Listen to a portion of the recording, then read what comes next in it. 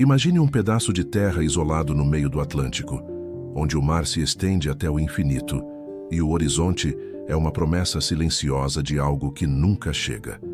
Um arquipélago esculpido pelo fogo dos vulcões e moldado pela força dos ventos alísios. Essas são as ilhas de Cabo Verde. Mas engana-se quem pensa que o silêncio das pedras e a aridez da paisagem guardam apenas o vazio. Por trás do calor escaldante, das secas implacáveis e da solidão oceânica, esconde-se uma das histórias mais complexas, profundas e esquecidas da colonização portuguesa.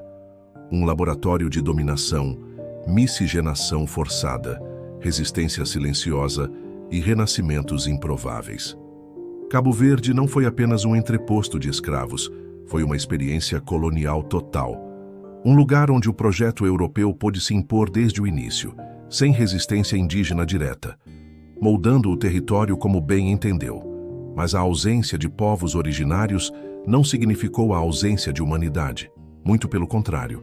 Nas ilhas desembarcaram esperanças e horrores, promessas e castigos, padres e traficantes. E ali nasceram novas formas de vida, de dor e de identidade. Essa é a história de como um arquipélago inabitado se tornou o epicentro de uma das mais cruéis engrenagens do tráfico humano. E de como, apesar disso, floresceu uma cultura própria, resiliente, feita de música, saudade e luta. É também a história de um povo que resistiu à invisibilidade e à fome, que enfrentou as secas e os impérios e que ousou sonhar com liberdade ao lado de nomes como Amílcar Cabral, um dos grandes arquitetos da independência africana. Ao longo deste vídeo, vamos atravessar séculos de colonização, sofrimento e superação. Vamos visitar as prisões do passado, mas também as janelas que se abriram para o futuro. Porque entender a história de Cabo Verde é reconhecer que a resistência nem sempre grita. Às vezes, ela canta. E canta em crioulo, no compasso da morna, com a alma de quem aprendeu a sobreviver quando tudo ao redor dizia que era impossível. Prepare-se, esta é uma história de sombras, mas também de fogo. E como sempre, se você valoriza narrativas que resgatam o que foi esquecido, que desafiam o óbvio e iluminam as fronteiras da história, curta este vídeo, comente com sua opinião e inscreva-se no canal Fronteiras. Porque há verdades que só emergem quando nos atrevemos a escutá-las até o fim. Capítulo 1. Antes da chegada. Cabo Verde inabitada. Antes dos mapas, antes das caravelas, antes até mesmo de qualquer olhar humano sobre aquelas terras, Cabo Verde já existia. Um arquipélago solitário, forjado pela força do magma que brota das profundezas do oceano. Vulcões erguidos com fúria do leito do Atlântico, como se a própria Terra tivesse decidido plantar ilhas no meio do nada. Por milhões de anos, essas ilhas foram apenas isso: natureza pura. Silêncio, cinzas, vento e sal. Mas seriam mesmo desabitadas? A narrativa oficial portuguesa insiste que sim, que os navegadores lusos, ao chegarem por volta de 1460, encontraram um arquipélago virgem vazio, intocado. Mas há indícios controversos, dispersos, esquecidos, que sugerem o contrário. Histórias orais, fragmentos de relatos árabes e evidências náuticas apontam para a possibilidade de antigos pescadores africanos terem visitado as ilhas muito antes dos portugueses. Talvez não para habitar, mas para explorar, lançar redes, descansar. E isso muda tudo, porque afirmar que Cabo Verde era terra de ninguém é justificar a posse, apagar possíveis presenças, legitimar o início de um domínio sem culpa. A história, afinal, sempre favorece quem escreve os primeiros capítulos. E quando o Império Português decidiu reivindicar aquelas ilhas, o fez com a certeza conveniente de que ninguém ali existia para resistir. Assim, a ideia de descoberta tornou-se fundação de uma narrativa colonial limpa, sem sangue. Mas a ausência de sangue não significa ausência de violência, pois quando se afirma que algo é vazio, abre-se espaço para enchê-lo com o que bem se quiser. Neste caso, com o tráfico, a dominação e a dor.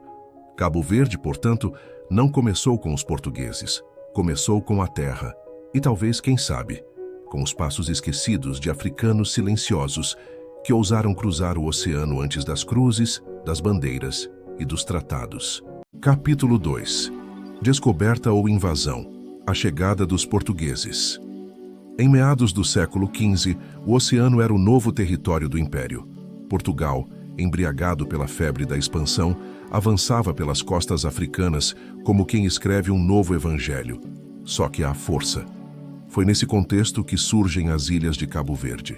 Exploradores como Diogo Gomes e Antônio da Noli foram os primeiros a registrar sua chegada. A versão que contam é heróica, gloriosa, limpa, mas por trás das palavras e mapas esconde-se uma verdade menos romântica.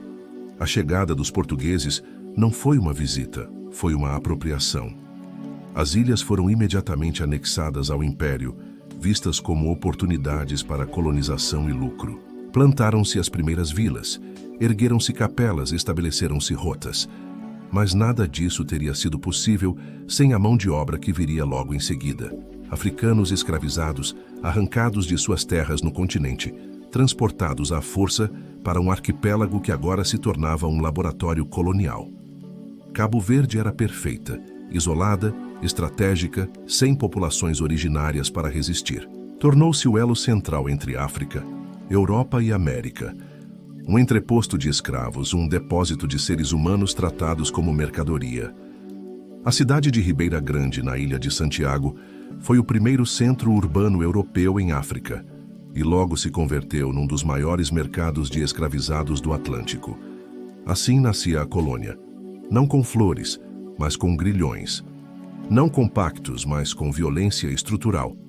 E enquanto os cronistas portugueses escreviam sobre descobrimentos, africanos choravam seus mortos, suas raízes arrancadas e suas identidades despedaçadas. Capítulo 3. Escravidão e lucro, o arquipélago como entreposto. Durante mais de 3 séculos, Cabo Verde tornou-se o coração pulsante de um sistema desumano, o tráfico atlântico de escravizados. Não era apenas um ponto de passagem, era um centro logístico, uma plataforma de distribuição de sofrimento. Milhares, talvez milhões de africanos passaram pelas ilhas antes de serem enviados para as Américas. Alguns morriam ali mesmo, outros eram vendidos, trocados, aperfeiçoados para o mercado. Os portugueses desenvolveram um sistema refinado. Capturavam africanos no interior do continente, levavam-nos até os portos, embarcavam-nos rumo a Cabo Verde, onde eram revistados, marcados, preparados. A partir dali, partiam para o Brasil, o Caribe, ou morriam nos porões. Mas Cabo Verde também foi colônia de experiências sociais. Ali surgiram as primeiras sociedades mestiças de África. Brancos, negros e mulatos, não em igualdade, mas em hierarquias bem definidas. A miscigenação foi muitas vezes forçada, fruto de estupros sistemáticos. E desse trauma nasceu uma nova população, os cabo-verdianos. Nem totalmente africanos, nem totalmente europeus, mas profundamente marcados pelo peso da escravidão. A economia girava em torno disso. Comerciantes enriqueciam, padres batizavam, e o império crescia. E tudo isso num lugar onde a terra pouco oferecia, seca, árida, castigada pelo clima. Mas isso não importava. A riqueza vinha dos corpos, não do solo. Capítulo 4. Resistência invisível, formas de luta e sobrevivência. Nem todo grilhão foi aceito em silêncio. A história oficial tende a ignorar os movimentos de resistência, como se a escravidão tivesse sido um sistema pacífico. Mas a verdade é que houve luta. Muitas vezes oculta, silenciosa, mas sempre presente. Fugas eram frequentes. Quilombos surgiram em partes mais isoladas das ilhas. A cultura crioula, com sua língua própria, sua música e suas tradições, foi uma forma de resistência simbólica, a afirmação de uma identidade não permitida, mas impossível de apagar. Mulheres escravizadas também resistiram, usando táticas de sobrevivência que iam desde abortos forçados, para evitar que seus filhos fossem escravizados, até alianças com colonos para obter proteção. Nada disso era fácil. Tudo era dor, mas ainda assim, resistência. E nas entrelinhas dessa resistência, nas margens da opressão, nas dobras da história, o povo cabo-verdiano ia se moldando. Em silêncio, mas com força, com sofrimento, mas também com sonho. Capítulo 5. Sociedade mestiça, cultura, fé e tensões. Cabo Verde tornou-se, com o passar dos séculos, um microcosmo do império. A mistura forçada de europeus e africanos criou uma sociedade mestiça complexa, marcada por contrastes profundos. Havia senhores brancos, mulatos com privilégios relativos, negros escravizados, e entre eles uma infinidade de tons sociais, econômicos e simbólicos. Mas em comum, todos carregavam o peso de viver num território esquecido pela coroa, onde as secas e a fome eram tão presentes quanto os castigos e as cruzes. A Igreja Católica estava em toda parte. Padres batizavam escravos, impunham o cristianismo como única verdade e promoviam a salvação das almas, mesmo quando os corpos eram açoitados. Mas não foi uma conversão completa. Os africanos trouxeram seus próprios símbolos, suas crenças, seus rituais, e aos poucos, sob a superfície da fé imposta, nasceu um sincretismo sutil, resistente, uma espiritualidade mestiça, onde o sagrado se entrelaçava com o ancestral. A língua crioula foi outra arma de resistência. Reunindo estruturas africanas com vocabulário português, tornou-se o verdadeiro idioma do povo. Não apenas uma ferramenta de comunicação, mas um território de identidade. Cabo Verde falava crioulo enquanto era proibido escrevê-lo. Cantava em crioulo enquanto celebrava missas em latim. Vivia entre mundos, nem totalmente africano, nem plenamente europeu, mas dono de uma alma própria. Cultura e exclusão caminharam juntas. Enquanto as elites se aproximavam de Lisboa, o povo mergulhava em sua própria realidade, criando músicas como a morna, melancólica, profunda, reflexiva. A morna não era apenas arte, era um grito abafado de um povo dividido, mas nunca calado. Capítulo 6. Fome, seca e abandono. Séculos de sofrimento. Poucos lugares experimentaram a dor climática e humana como Cabo Verde. Entre os séculos 17 e 19, o arquipélago enfrentou ciclos brutais de seca e fome. A terra, estéril e ingrata, recusava-se a alimentar seus habitantes. A chuva tornava-se lenda, e o império, distante e desinteressado, cruzava os braços diante do desespero. As grandes fomes dizimaram comunidades inteiras.